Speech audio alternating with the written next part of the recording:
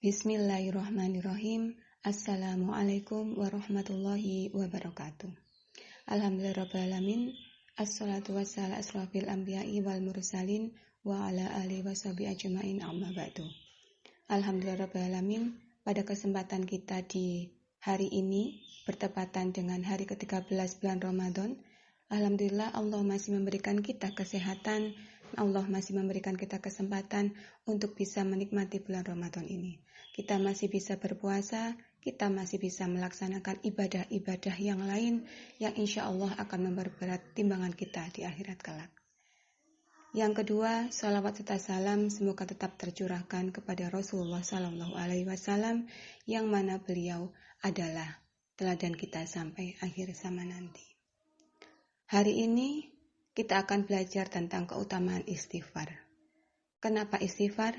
Karena ternyata istighfar itu mempunyai keutamaan yang sangat luar biasa. Hari ini kita akan belajar keutamaan istighfar dari dua kisah. Kisah yang pertama adalah kisah Imam Hasan Al-Basri rahimahullah. Suatu ketika pernah datang 3 orang kepada Imam Hasan Al-Basri mengadukan masalahnya. Beberapa orang ini datang dengan masalah yang berbeda-beda. Orang pertama datang dengan mengadukan musim paceklik. Kemudian Imam Hasan Al-Basri berkata kepadanya, "Istighfarlah engkau kepada Allah." Kemudian orang kedua datang mengadukan kemiskinannya.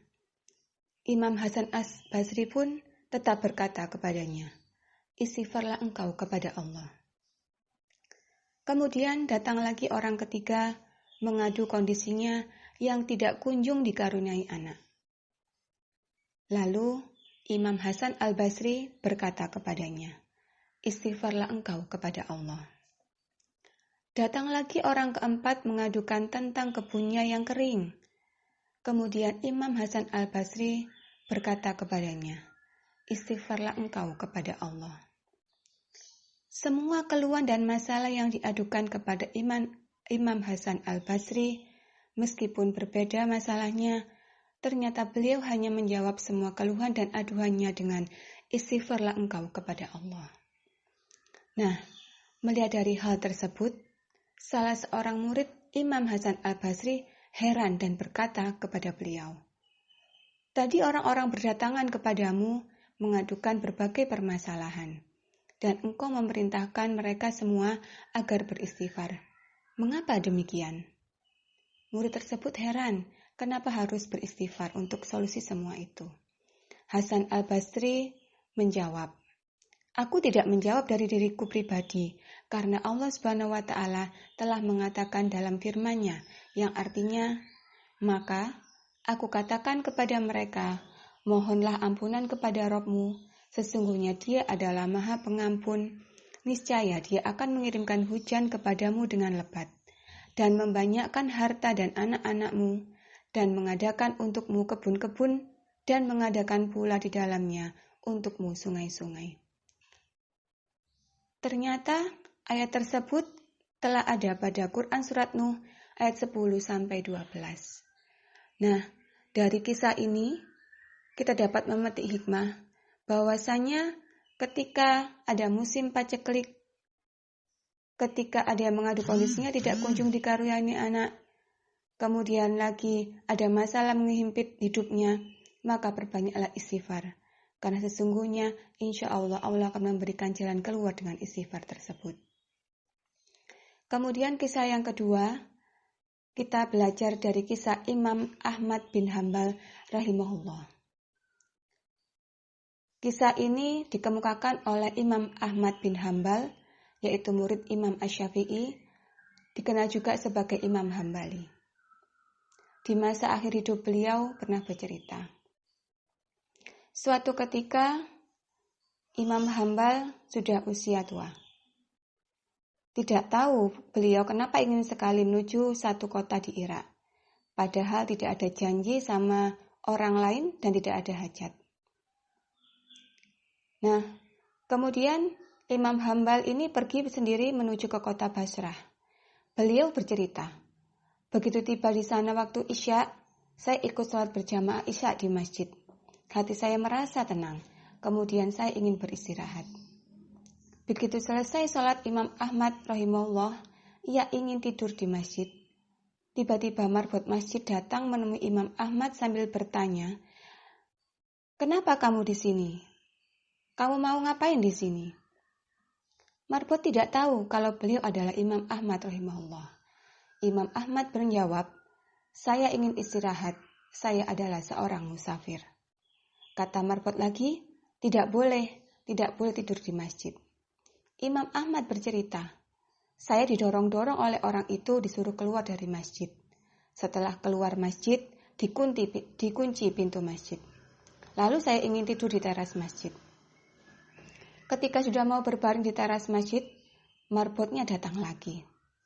Marah-marah kepada Imam Ahmad. "Mau ngapain lagi, Syekh?" kata marbot tersebut. "Mau tidur, saya adalah seorang musafir," kata Imam Ahmad lagi. Tapi marbot tersebut berkata lagi, "Di dalam masjid tidak boleh, di teras masjid juga tidak boleh." Imam Ahmad pun diusir. Imam Ahmad bercerita, "Saya didorong-dorong sampai jalanan." Nah, setelah itu, di samping masjid ada seorang penjual roti. Rumah itu kecil sekaligus untuk membuat dan menjual roti. Penjual roti ini sedang membuat adonan sambil melihat kejadian Imam Ahmad didorong-dorong oleh marbot tadi. Ketika Imam Ahmad sampai di jalan, penjual roti itu memanggilnya dari jauh. "Mari Syekh, Anda boleh nginap di tempat saya punya tempat meskipun kecil." Kata Imam Ahmad, "Baiklah." Akhirnya Imam Ahmad pun masuk ke dalam rumahnya, duduk di belakang penjual roti yang sedang membuat roti. Namun Imam Ahmad tidak memperkenalkan siapa dirinya. Beliau hanya bilang bahwa dia adalah seorang musafir.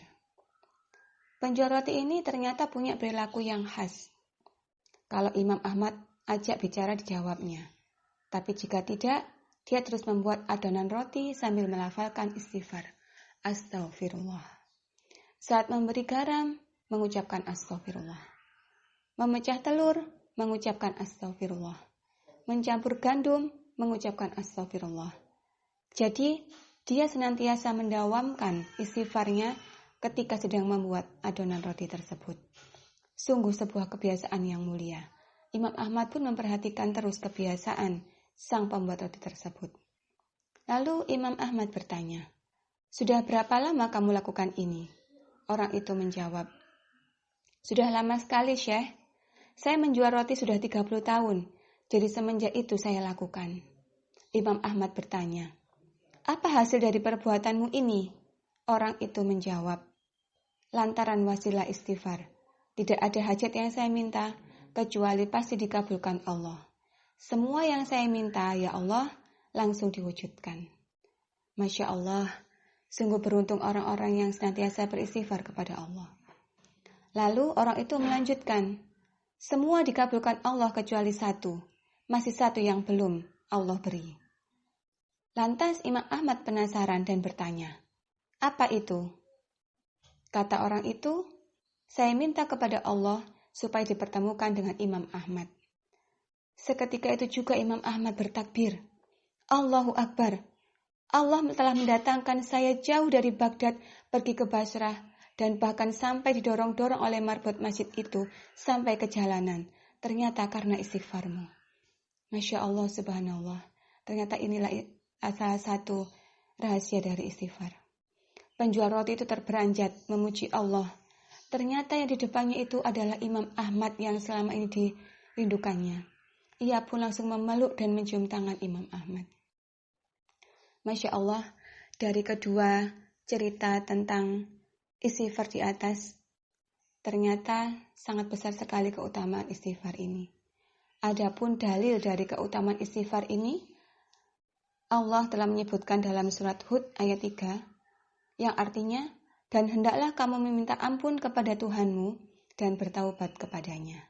Jika kamu mengerjakan yang demikian, niscaya Dia akan memberi kenikmatan yang baik terus-menerus kepadamu sampai kepada waktu yang telah ditentukan. dan Dia akan memberikan kepada tiap-tiap orang yang mempunyai keutamaan balasan keutamaannya. Jika kamu berpaling, maka sesungguhnya aku takut kamu akan ditimpa siksa di hari kiamat. Nah, kemudian dari Abdullah bin Abbas radhiyallahu an, ia berkata, Rasulullah Shallallahu alaihi wasallam bersabda, barang siapa memperbanyak istighfar atau mohon ampun kepada Allah, niscaya Allah menjadikan untuk setiap kesedihannya jalan keluar dan untuk setiap kesempitannya kelapangan, dan Allah akan memberinya rezeki yang halal dari arah yang tidak disangka-sangka. Dari Abdullah bin Bushair radhiyallahu an, Rasulullah Shallallahu alaihi wasallam juga bersabda, sungguh beruntung bagi orang yang mendapatkan dalam buku catatan amalnya banyak istighfar. Masya Allah, ternyata inilah keutamaan beristighfar. Di bulan Ramadan ini, perbanyaklah istighfar. Tidak harus waktu khusus kita beristighfar kepada Allah.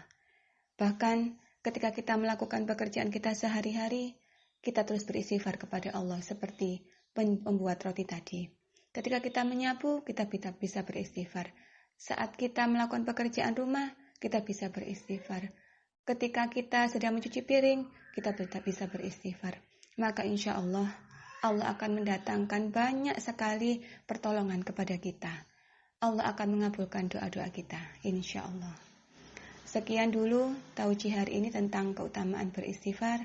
Semoga Allah Subhanahu wa taala senantiasa memberikan kesehatan kepada kita semua, memberikan kemudahan kepada kita untuk berpuasa dan menjalankan amal ibadah puasa Ramadan ini dengan sebaik-baiknya. Terus semangat, dan saya akhiri. Wassalamualaikum warahmatullahi wabarakatuh.